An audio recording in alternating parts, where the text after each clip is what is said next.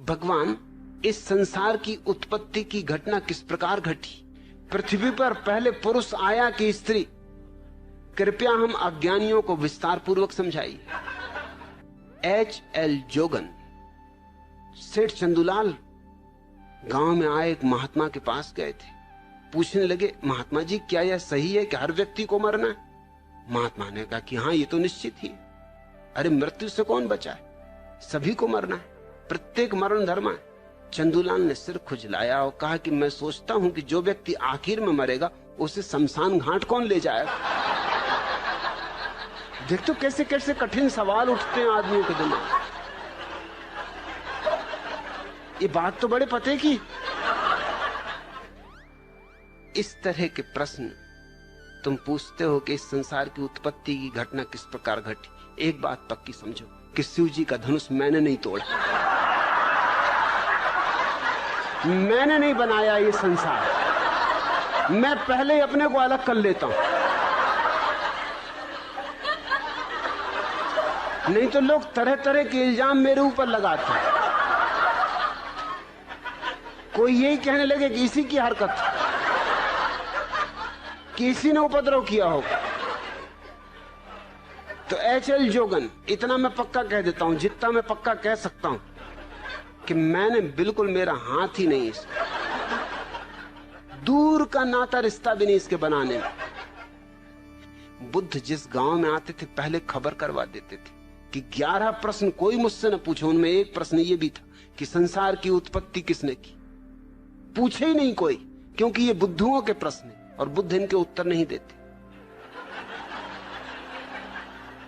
मेरे दादा मुझसे पूछा करते थे, अक्सर औरों से भी पूछा करते थे, लेकिन जब उन्होंने मुझसे पूछा तो फिर पूछना बंद कर दिया। वो पूछा करते थे कि अक्ल बड़ी की भैंस। अब उनको कौन उत्तर दे? मुझसे एक दिन पूछ बैठे, मैंने कहा भैंस। उन्होंने कहा क्यों?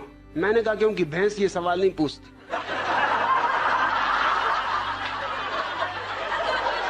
ये खुजली तुम्हारी अक्ल में ही चलती। भैंस तो बिल्कुल परमहंस दशा में। मैं कई भैंसों के पास जाके कई घंटों खड़ा रहा, कोई भैंस नहीं पूछती कि अक्ल बड़ी की भैंस। अरे भैंस को पता ही है कि हम बड़े, क्या पूछना? फिर उन्होंने नहीं पूछा।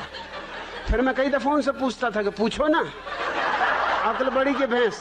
कहते तू चुप रहे।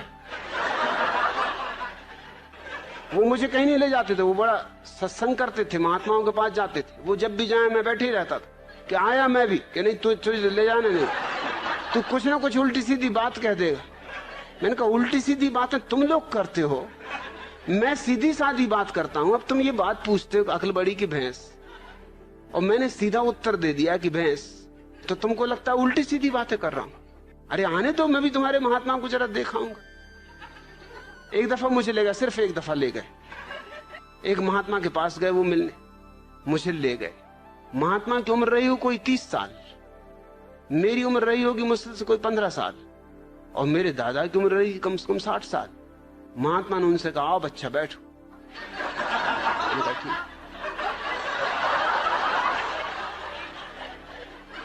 मेरे दादा ने मुझसे कहा तुम्हें कुछ पूछना तुम पहले ही पूछ लो, नहीं तो फिर गड़बड़ हो जाएगी, फिर मैं पूछ लूं।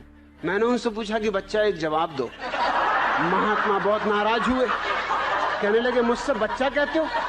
मैंने कहा तुम मेरे दादा को बच्चा कह रहे हरामजादे, 60 साल की उम्र के बूढ़े को बच्चा कह रहे, 30 साल के तुम हो, 15 साल का मैं हूं, तो कोई गणित में गलती कर रहा हूं? तुम बच्चा नहीं महाबच्चा हो।